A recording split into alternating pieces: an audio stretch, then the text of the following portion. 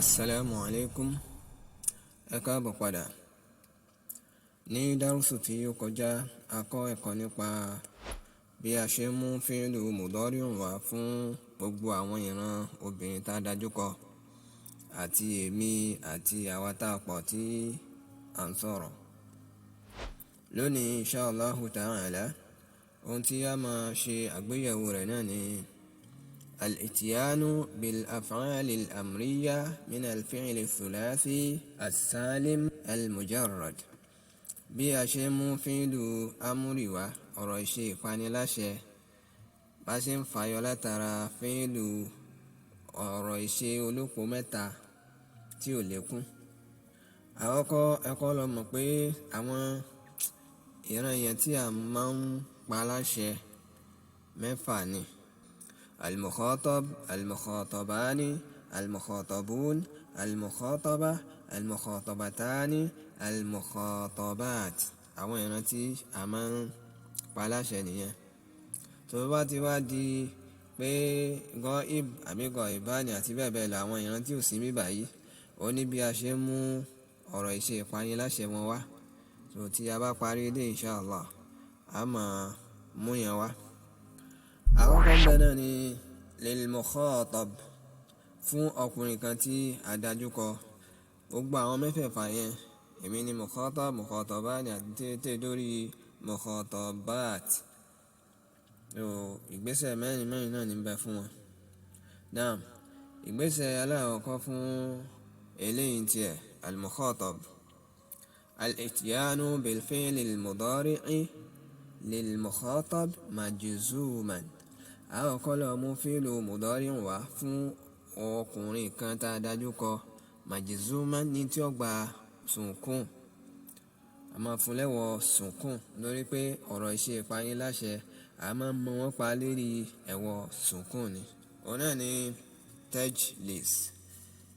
ìgbésẹ̀ ẹlẹ́ẹ̀kejì, hadfu harfil mudari'a min awwalil fi'l. a já harfu mudari'a àti ń bẹ ní ìbẹ̀rẹ̀ fíìlì yẹn, a máa já kúrò.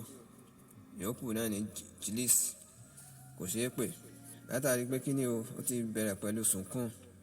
èyí ni ó wà bí ìgbésẹ̀ ẹlẹ́ẹ̀kẹta, tí ṣe ziyadatu hamzatil wasli fi awwalihi.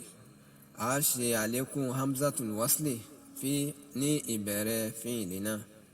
so hamzatul wasli yìí ń tiẹ̀ ó ní láti gba ẹ̀wọ́, ṣùgbọ́n ẹ̀wọ́ tí àínú fíìlì bá gbà ní mudari'un, òun ní máa ń sọ ẹ̀wọ́ tí hamzatul wasli máa gbà ní amúrù. tí àínú fíìlì bá gba ẹ̀wọ́ dómà ní mudari'un, lápèjúwe ká sọ pé qa'ada yaqudu, fa'ala yaf'ulu. so yaqudu, àínú fíìlì náà ní àínú tó wà ńbẹ̀ yẹn, ó ti gba ẹ̀wọ́ dómà bẹ́ẹ̀ yẹn. so tí a bá fẹ́ mú wá ní amúrù, ní ọ̀rọ̀ ìṣe ìpaniláṣẹ bẹ́ẹ̀ yẹn, tó wá dé àárín, táwa lo hamzatul wasli fún. so hamzatul wasli ẹ̀ máa gba dómà látàrí pé kí ni o, àínú fíìlì ti gba dómà ní mudari'un. masalan, a fẹ́ mú wá fún ọkùnrin kan tí a dájú kọ. so a ò kọ́ lọ mú fíìlù mudari'un rẹ̀ wá ní tí ó gba jazimu, taq'ud. so ìgbésẹ̀ ẹlẹ́ẹ̀kejì, a já harfu mudari'a yẹn, a máa já kó mẹ́. so ìgbésẹ̀ ẹlẹ́ẹ̀kẹta, a wà fún ní hamzatul wasli. so ìgbésẹ̀ ẹlẹ́ẹ̀kẹrin wá ní kí ni o, ká wá fún hamzatul wasli ní ẹ̀wọ́ tí ó bá mu. so ẹ̀wọ́ tí a máa fún ilé báyìí nísìnyí, òun náà ní kí ni o, dómà, látàrí pé kí ni o, àínú fíìlì rẹ̀ ti gba dómà ní mudari'un. so yóò wá jẹ́ uq'ud. òfin alákọ̀ọ́kọ́ nù. òfin ẹlẹ́ẹ̀kejì, tí àínú fíìlì bá gba fatiha tàbí kasra ní mudari'un, so hamzatul wasli máa gba kasra. tí túmọ̀ sí pé hamzatul wasli imma kó gba dómà tàbí kó gba kasra. so kò lè gba fatiha ní hamzatul wasli lára salim, fíìlù salim al-mujarrad, àwọn jalasa, qa'ada, nasara àti bẹ́ẹ̀ bẹ́ẹ̀ lọ. ó ti yé báyìí nísìn. so ìyẹn jẹ́ bá òfin yẹn náà nìyẹn. Ká padà sí orí ilé tí a ń bá bọ̀. Náà a ti sọ wá sí mọ́ náà. So ẹ̀wọ́n tí ó gbà báyìí ní ìsìn náà pé àìnù fi'li jalasa yajlisu kẹsọ̀rọ̀ ni. So ó ti lọ bọ́ sí abala ẹlẹ́ẹ̀kejì yẹn. Èyí tó mọ̀ sí wípé hamzatul wasli ńkọ́ yóò gba kẹsọ̀rọ̀ ní àárín yìí. Àwa fún ní kẹsọ̀rọ̀ báyẹn. Òun náà ni ìgbésẹ̀ ẹlẹ́ẹ̀kẹrin. Tahriku hamzatul wasli kẹsọ̀rọ̀tàn ló bá tàn. Yóò wá di ijlis ìwọ ọkùnrin yìí jókòó. Tayyib aláwọ̀kọ́ rẹ̀ nu. Ẹlẹ́ẹ̀kejì lil mukhatabayni fáwọn ọkùnrin méjì tí a dájú kọ.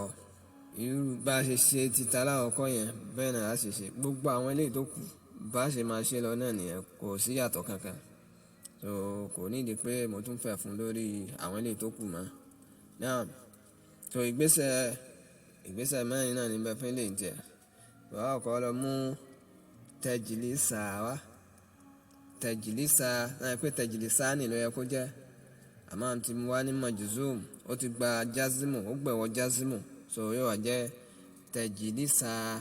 So ajá táwọn èèyàn kú ń bẹ̀ harfu mudọ́rọ̀ àyẹn a máa já kú ń bẹ̀. So yòókù ṣe é pè àwọn ọmọ hamzatul wasli then a máa fún lẹ́wọ̀ kẹsọ̀rọ̀ yóò di ijlisa. Ìyẹn ọkùnrin méjì ẹ jókòó. Náà ẹlẹ́ẹ̀kẹta ń bẹ̀ náà ni lil mukhatabin fáwọn ọkùnrin tó pọ̀ tá a dájú kọ. Àwọn kọ́ lọ mú tajlisu wá. So afayalo atara tajlisuna. Tajlisu then a máa já harfu mudọ́rọ̀ àyẹn kú ń bẹ̀.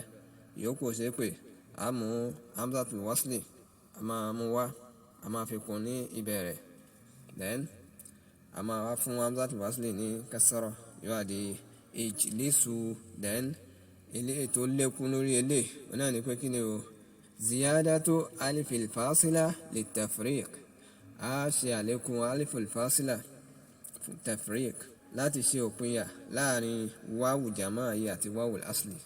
Wáwù jamaa àti wáwù asli àwọn wáwù asli bí yẹ́dìnú ẹ pé wáwù náà ló parí rẹ̀ ṣùgbọ́n wáwù eléyìí tiẹ̀ wáwù ìpìlẹ̀ gbólóhùn ni. Ó yàtọ̀ sí ìjìlísù tó yẹ pé wáwù yìí òun wá ó so papọ̀ mọ́ ni kì í ṣe pé ń bẹ ní ara fíìlì nípìlẹ̀. Ó ti yé ló fà tí a fi do hamza alifu yẹn láti fi ṣe òpinya rẹ̀ kó ń bi wáwù ìpìlẹ̀. Tayyib níwádìí ìjìlísù ẹ̀yin ọkùnrin yìí ẹ jókòó.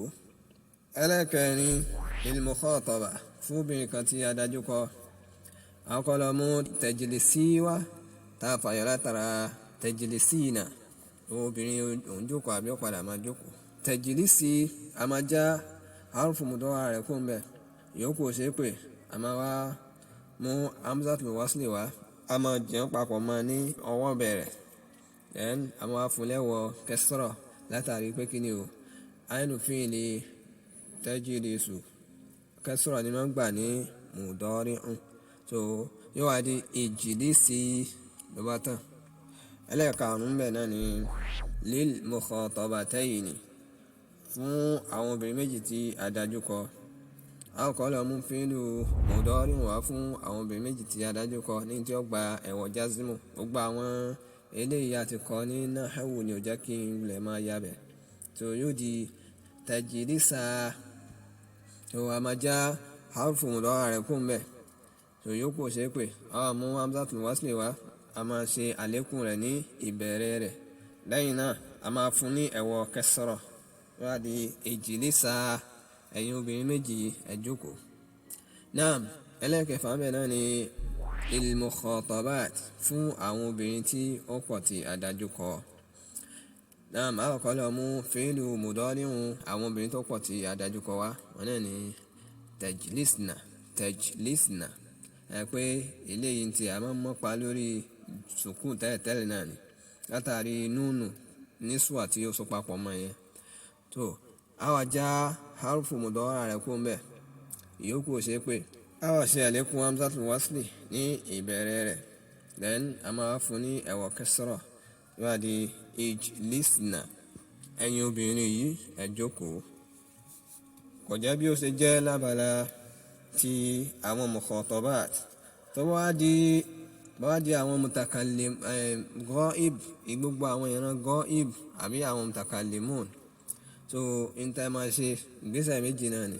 Ìgbésẹ̀ alákọ̀ọ́kọ́ ẹ kọ́kọ́ lọ mú fi'lu mudari'un rẹ̀ wá ní ntí ó gba jazimu. Mátàlá báyìí nísìn ọkùnrin kan tí ò sí mí báyìí, yajlisu ní fi'lu mudari'un rẹ̀ ni ó gba jazimu, yóò di yajlis. Then ẹ máa wá ṣe àlékún láàmù al-amr ní ìbẹ̀rẹ̀ rẹ̀. So láàmù al-amr yìí lì láàmù kẹsìrọ̀ lòun náà máa ń gbà. So táwa jẹun papọ̀ yóò di liyajlis. So bẹ́ẹ̀ ṣe máa wọ́n lọ nìyẹn, liyajlis kó jókòó, ó ti tàn tọ́, kò ju báwọn lọ. Kò jẹ́ bí ó ṣe jẹ́ ní abala ilé yẹn. A ò ní rí jù báyìí lọ fún ti tòní. Mo rò pé ẹ ní nǹkan ẹyọkan tàbí méjì dìmú níbi nǹkan tí a kọ́ lónìí. Tó bá tún di ní èyí tí ń bọ̀ ní ẹ tún jẹ́ á pàdé lórí àkọ́tún ètò ẹ̀kọ́ èdè Lárúbáwá. Tèmi tí yín tòótọ́ Abu Balkis ló ń kí yín. Assalamu alaikum. Ó dàbọ̀.